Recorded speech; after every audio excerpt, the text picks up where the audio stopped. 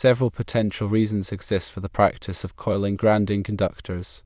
Firstly, local codes or electrical unions might have adopted informal guidelines or standards that require a coiled grounding conductor in pole bases. Secondly, prior to the introduction of concrete encased electrodes, or CEs, other methods of grounding were used, such as buried copper conductors or driven ground rods. It is possible that some contractors continued using these methods in modified form, with a copper conductor coiled at the bottom of the pole base. Thirdly, some apprentices or electricians may have mistakenly believed that CE electrodes require a coiled section at the bottom, when in fact CE electrodes typically consist of a vertical ground rod. Fourthly, unverified or outdated training materials may have perpetuated the idea of coiled grounding conductors and pole bases. The National Electrical Code, or NEC, does not require a coiled grounding conductor in concrete encased electrode installations. However, some jurisdictions or companies may have their own policies or standard operating procedures, or SOPs, that require this practice. In general, the following SOP is recommended for concrete encased electrode installations. Properly embed a ground rod or other approved electrode in the concrete. Connect grounding conductors from all electrical equipment in the area to the electrode. Ensure that the electrode and conductors meet the applicable NEC requirements for size, installation, and testing.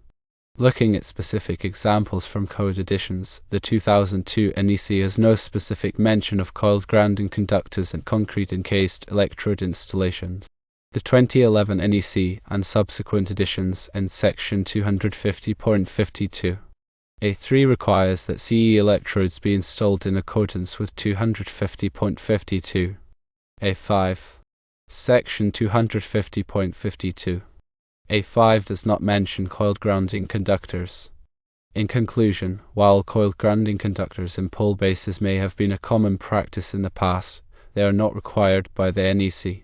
The grounding electrode system for a concrete encased electrode installation should be designed and installed in accordance with the applicable code requirements and sound electrical practices.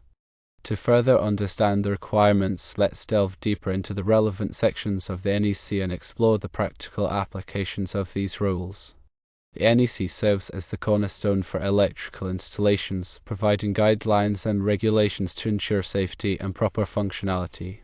Grounding and bonding are crucial aspects covered within the code, aimed at minimizing electrical hazards and maintaining system integrity. Let's examine concrete encased electrodes more closely. As per the NEC, a concrete encased electrode, often referred to as a CE, is an electrode encased by at least 2 inches of concrete and directly in contact with the earth. It typically consists of a minimum of 20 feet of bare copper conductor, size no smaller than number 4 American wire gauge, or AUG. This conductor is encased within the concrete foundation or footing. The primary purpose of a CE is to establish a low impedance path to ground, providing a reliable means for fault current to flow back to the source. This helps to quickly trip over current protection devices, such as circuit breakers or fuses, in the event of a ground fault. The 2017 NEC in section 250.50 mandates that all grounding electrodes that are present at each building or structure served shall be bonded together to form the grounding electrode system.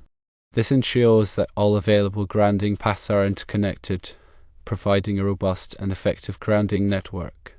Common grounding electrodes include metal underground water pipes, metal frames of buildings, concrete encased electrodes, and ground rings. When installing a CE, it is essential to adhere to the specific requirements outlined in section 250.52 A3 of the NEC. As previously mentioned, the electrode must be encased by at least 2 inches of concrete and be located within the bottom of a concrete foundation or footing that is in direct contact with the earth. The concrete must be directly in contact with the earth. While the NEC does not explicitly prohibit the use of a coiled grounding conductor, it is crucial to understand that the primary objective is to establish a low impedance path to ground.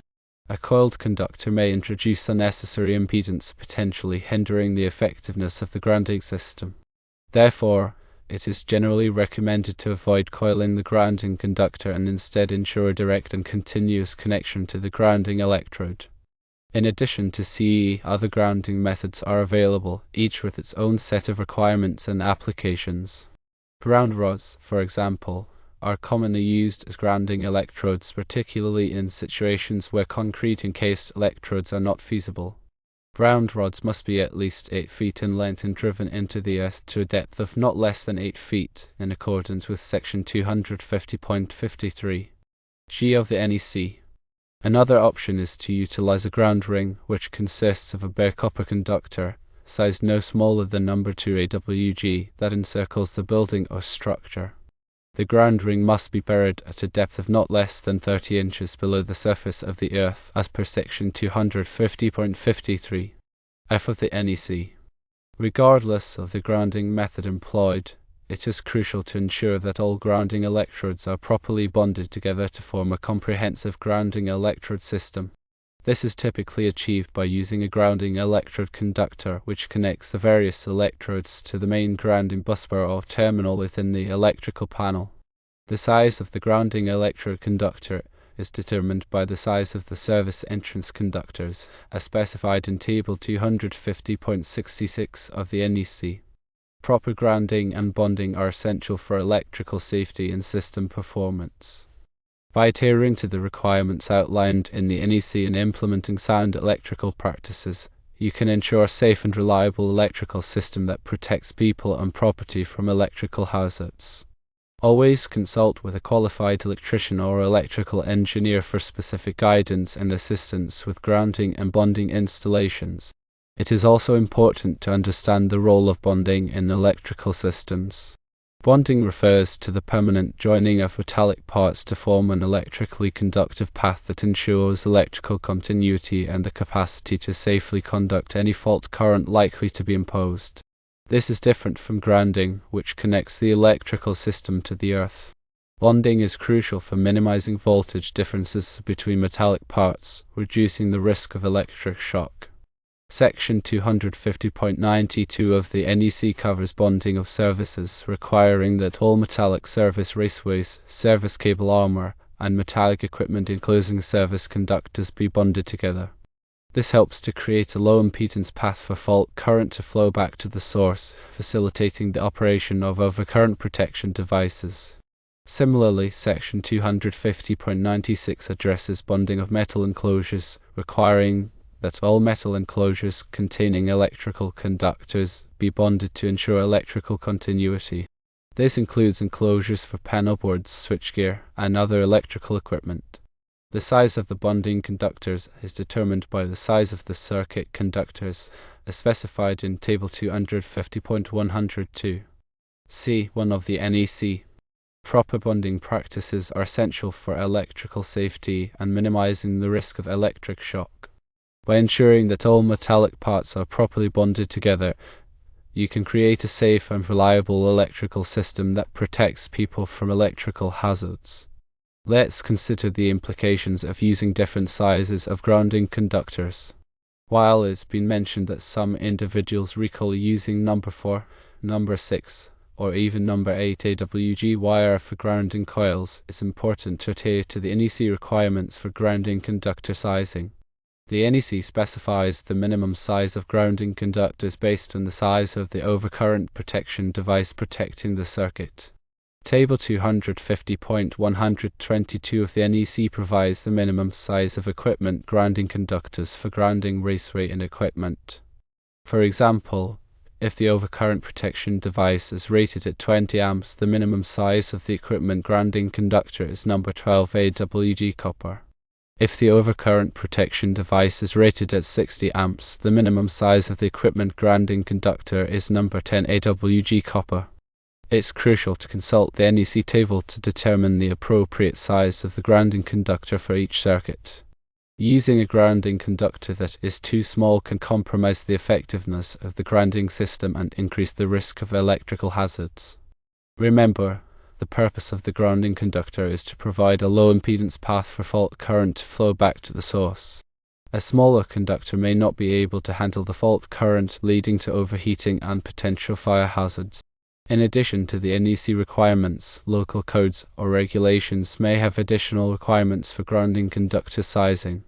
It's important to check with the local authorities to ensure compliance with all applicable codes and regulations. Always err on the side of caution and use a grounding conductor that is at least the minimum size required by the NEC. This will help to ensure a safe and reliable electrical system that protects people and property from electrical hazards. Furthermore, consider the importance of proper installation techniques. Even with the correct size of grounding conductor, improper installation can compromise the effectiveness of the grounding system. Grounding conductors must be installed in a neat and workmanlike manner with secure connections and proper protection from physical damage. Connections to grounding electrodes must be made using approved connectors or methods. For example, exothermic welding is a common method for connecting grounding conductors to ground rods or ground rings. Exothermic welding creates a permanent low-resistance connection that is highly resistant to corrosion.